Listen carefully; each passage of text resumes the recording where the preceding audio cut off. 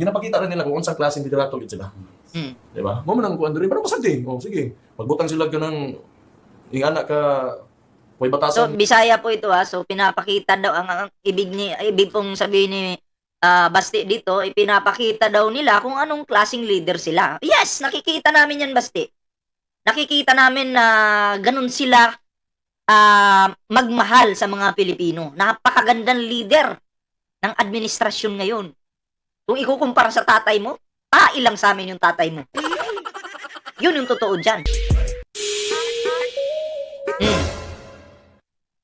Nga regional director nga daoto ng usa ka city naghimo og mga storya. Sige. Tanaw na to. How it will reflect sa ila ka. Tanaw na. Ano yung naging reflection ng mga ginawa ng tatay mo sa pamilya ninyo? Di ba yung pamilya nyo tinawag na traidor ng mga Pilipino? Anong sabi ni G. Guevara?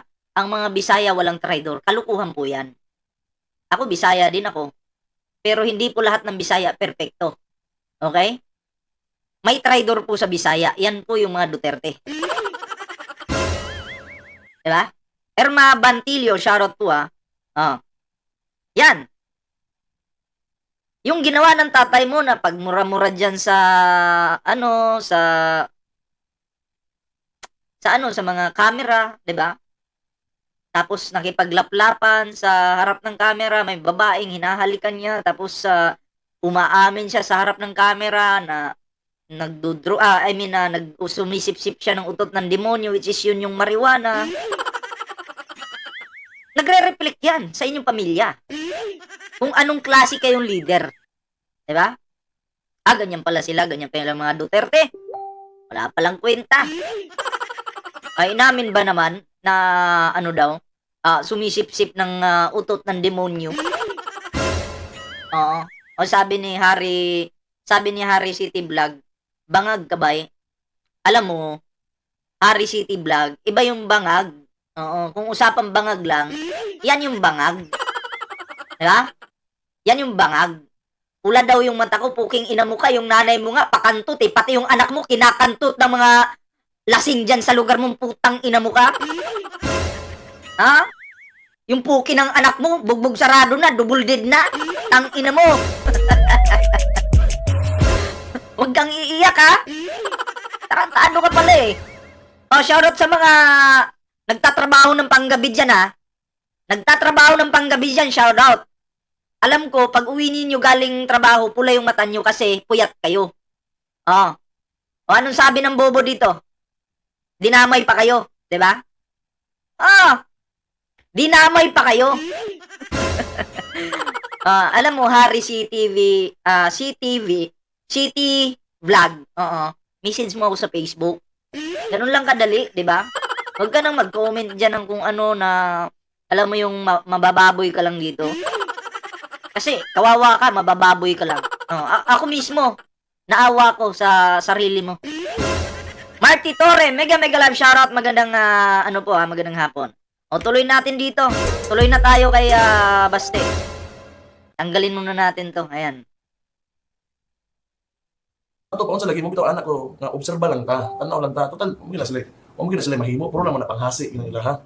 Hantod diha ra gid na pod. Unya daot-daoton aning Timhor nga kuan, arde.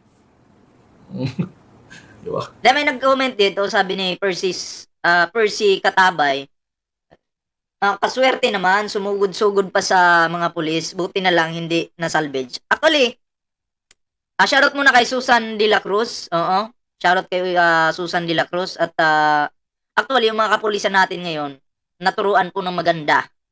Diba? Yung iba, inspired po sa ginagawa ng ating Pangulo. Di kasi katulad ng panahon ni Digong, kumbaga, Ma'am Che, shoutout po kumbaga, sa panahon ni Digong, tinuturuan ng hindi maganda yung kapulisan. Although, hindi naman lahat gumagawa ng, alam mo yun, yung pagpatay, pero, nandun kasi, diba? Kumbaga, maraming namatay, maraming nasalvage sa panahon ni Digong. Diba? Pero sa ngayon, ang mga pulis po natin ay matitino, mahaba po yung pasensya. Tingnan nyo, sinugod-sugod sila dyan. Pero, nandyan pa rin po yung pasensya. Diba? So, yun po yung, talagang pulis na alam mo yun, unti-unting bumabalik yung tiwala natin sa mga kapulisan natin ngayon dahil sa mga ganyang ginagawa nila. Kasi dapat sila yung nagpoprotekta sa mga sa mga katulad nating normal na Pilipino. 'Di ba? Hindi yung sila yung nang-aabuso. Sa panahon ni Digong kasi, pag magustuhan nilang i-frame up ka, mape-frame up ka talaga. O, tingnan mo yung in-interview ni Uji Diaz. O, na-reactionan ko yun, na-frame up yun, isang model, artista. Nakulong na 5 taon mahigit. Diba? Susan de la Cruz, shoutout po Nakulong ng 5 taon mahigit. O, anong nangyari? Wala pong nasayang daw po yung buhay niya sa loob kasi wala naman po siyang kasalanan. Diba? O. Sabi ni Victor Aguirre, Otoy, di ka pa nga sikat, laos ka na agad. Alam mo, 7 years na akong nag-YouTube, boy. Never akong nalaos. Actually, ito, second channel ko na lang to eh. 7 years na akong nasa YouTube. Diba? Yung mga binabanatan ko ngayon, lalamunin na ng lupa. Malapit na. KO! Kaso, kaso eh. Ang ina po, tad ng... Hindi, ako as a vlogger, okay lang ako magmura kung ang minumura ko talaga yung mga mga kamura-mura. Christopher Lloyd, shoutout. Yung kamura-mura dapat imurahin natin. Pero kung ang administrasyon ginagawa naman lahat para sa ating bansa, ay huwag ka namang magmumura, di ba? Namang mumurahin. Ang akala mo sa kakamura mo sa administrasyon o kung sino yung kalaban mo dyan na ganun, sa tingin mo masisira mo siya sa kakamura mo? Hindi, magre-reflect yan sa'yo, baste. Ikaw mismo yung tatamaan yan. Diba? Ikaw yung maapektuhan yan. Tingnan mo si Sara, bumanat-banat kay PBBM, akala ni Sara, siya yung pupuriin ng tao. Tingnan mo yung ratings ni Sara Duterte ngayon. Nag-spaghetting pababa. Diba? Kapoy itong dito ta sa liderato. Di ka na siya nagpagamit ra na. Kapoy itong baga gusto lang musikat niya, magyaw-yaw nga, murag siginsa nga. Wala eh. Wala. Useless na siya nga tao, manggod mo na karoon na nga nakasuway yung nana. Pabilib diretso. Bisag mali ba? Pagamit. Mali sa paningin niyo eh. Yor ato nang ilakpit ka man niyo kay istorya ng itap pisin order no ng mga pulis. Muba mo ko taga may busigoy taga mayo bakining namanggoy sulat ang 11 tribes sa Davao City. Kato naging episode ni suta nato yor. Utana ka namo kay katong call of volunteers sa senador. Daghan ni nag-offer ato nga mag-volunteer katong mga retired police o retired armies. Ay, forward natin doon tayo kay Baste na. May sasabihin si Baste dito eh. Interesado ako sa sasabihin ni Baste. Ato ibay nga support mo sige nitabuan niyo. Yeah, so Masabay imong reaction niyo. Di okay. Salamat. Ano ra? Okay no eh. Sagdi ra na di lagi what lang utap. Sagdi lang na sila kay balik ko na ko ba? Para masabtan ninyo ba? Nakana sila maghimo na sila kadang Artemio Balat tayo, shoutout po. Sa 1,188 thumbs up natin dyan, maraming salamat po syempre sa mga bagong subscriber natin dyan, maraming salamat po. mga samok ba? Sinamok lagi na sila permente ka nang natanggalan kay ani, ibiton ka, suspend ka na ana. Para gusto magud nila nga muluhod ka sa ilaha. Mao man na. So, nararamdaman ni Baste na isususpende? Gusto nila na muluhod ka sa ila. So, ibig sabihin, gusto niya, sa Bisaya po ang ibig niya pong sabihin dito, gusto niya na si Baste luluhod sa administrasyon. So, yun yung pinaparating niya. Ganito kasi ang Baste, sumunod ka. Sumunod ka kung ganito ngayon, wala naman sa batas ng Pangulo na magkaroon ng war on drugs diyan sa Davao. Pero sinuway mo, nag-declare ka ng war on drugs diyan at lumabas pa sa bunganga mo, nang papatayin mo yung mga lumalabag diyan na mga nagdodroga. Sabi mo, patyunta ka. And then kinabukasan, may 7 ng patay. Tapos wala naman yan sa ng Pangulo natin na pumatay ng pumatay. Lumabag ka. So, sumunod ka, Baste. Kasi mayor ka.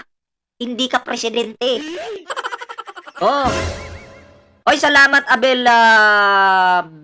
Bicuna. Maraming salamat po sa pag-subscribe. At sino pa itong mga walang jacket dito? Wait lang.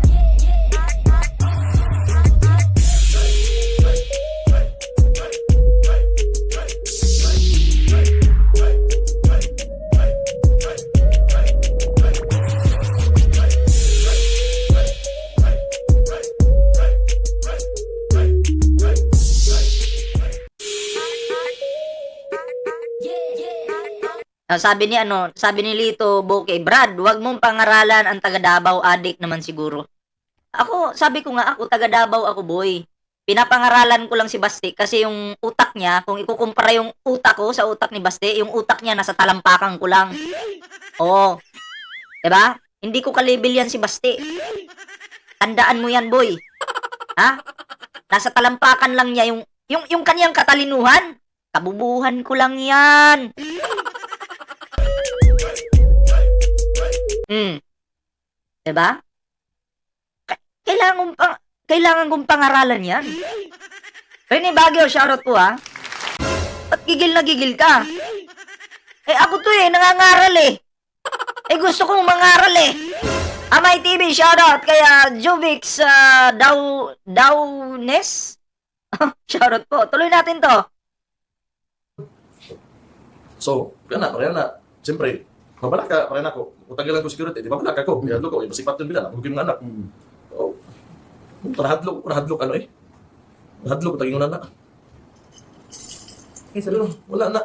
Wala na kanto, ingon na sila. Puro power tripping lang na. Unya, para asa man, puro dinautag. Unsa may na. Unsa man karon. Puro lang. Wala namang sinabi yung administrasyon ngayon na, oy, eto kami ha, nandito kami, nakaupo. Oo. Dapat matakot kayo sa amin. Wala. No, ang gusto nga ng pangulo, peace, 'di ba? Eh, sino ba yung naninira? Sino ba yung pilit na inaagaw yung kapangyarihan ni PBBM ngayon? 'Di ba kayo? Palabas kayo ng mga pulburon video na wa-epic naman. Fake news pa. 'Di ba? Anyari. Lahat sa inyo yung bagsak. Kayo yung nasisira sa ginagawa ninyong paninira. Tandaan nyo po ha, may kasabihan po tayo na pag ikaw ay nanghihila pababa ng kapwa, ikaw din yung babagsak. Diba? Ikaw din yung babagsak at ikaw din mapapahiya. At tandaan mo, ang punong maraming bunga, pag binabato mo yan, ibig sabihin, ang binabato, maraming bunga, habang yung nang babato, patay gutom.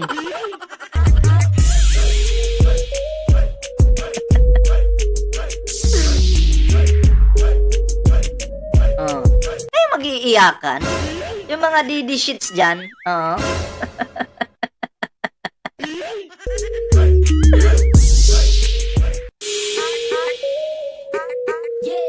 Mag-iiyakan kasi unang-una, ito yung reality. Hindi kayo pwede, lalo na ito si Bastos Duterte.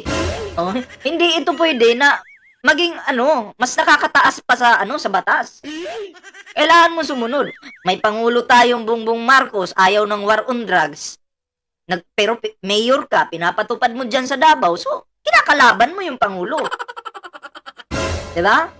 Nagbibida-bida ka. Alam mo, bibilib yung mga Pilipino sa'yo, Baste, kung ulihin mo yung mga kaibigan yung drug lord. Yung mga inchik dyan. Diba? Sila yung ulihin mo. Ako papalakpakan talaga kita, Baste. Pag hinuli mo yung kaibigan mong drug lord, tapos tadtarin mo ng bala, patayin mo, tadtarin mo, papalakpakan kita. Diba? Pero kung hindi mo papatayin, wala akong bilib sa'yo. Diba? Hindi kasi nakilala ang mga Duterte na matapang daw ganito. Pakita nyo yung katapangan nyo sa ibang lahi na mga namimirwisyo sa ating bansa. Doon nyo ibuhos yung tapang nyo kung talagang totoong matapang. Diba?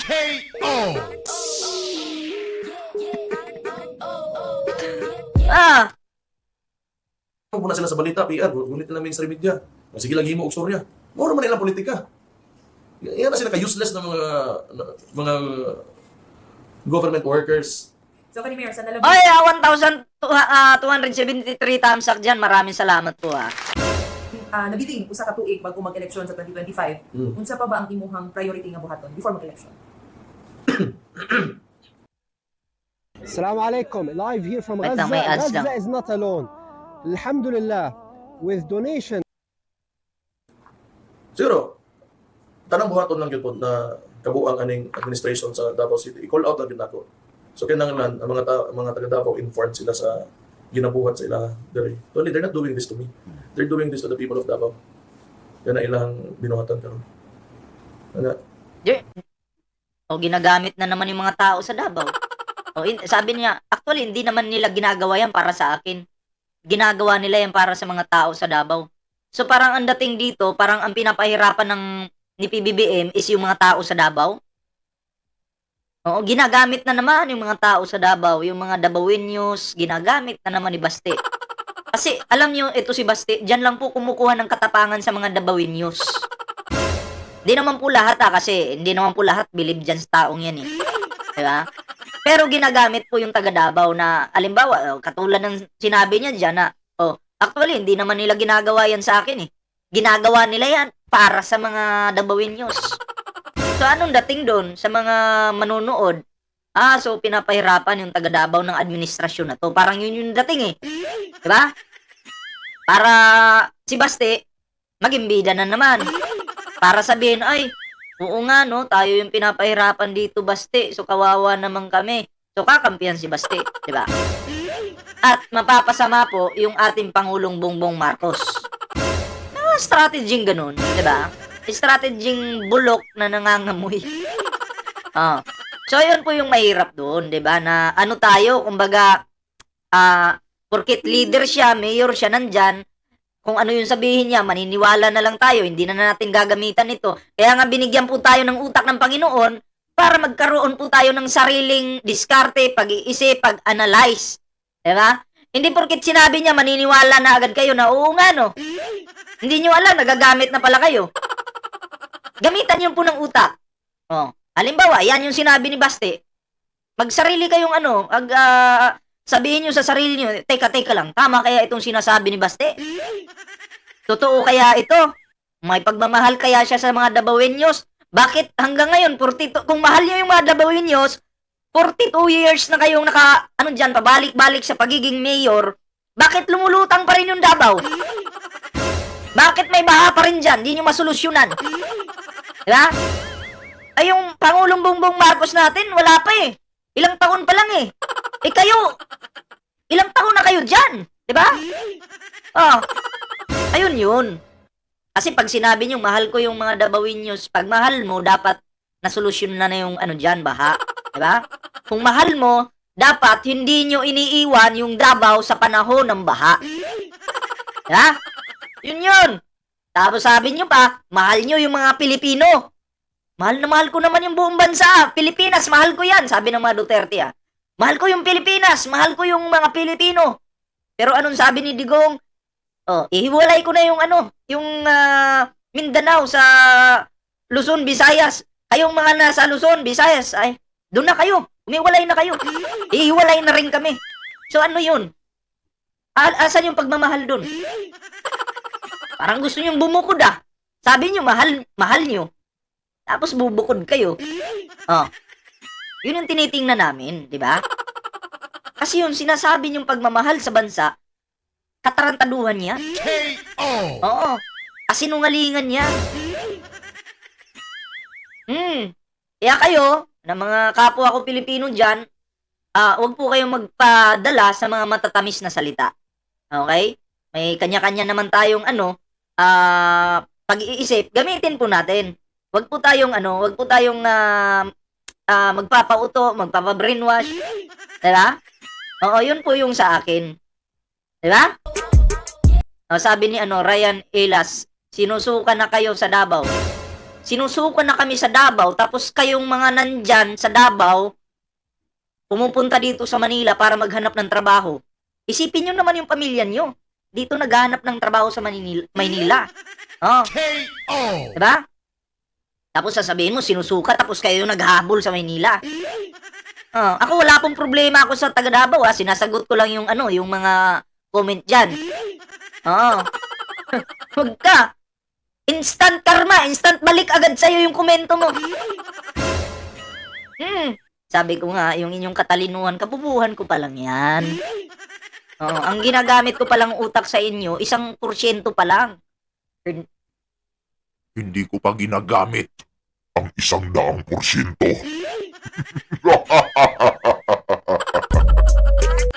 Ang 100% ng utak ko.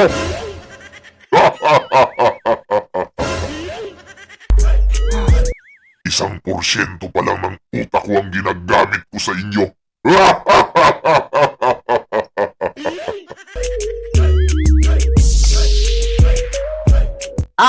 Maliwanag yun ha. Klarong-klaro. Mario Joseph.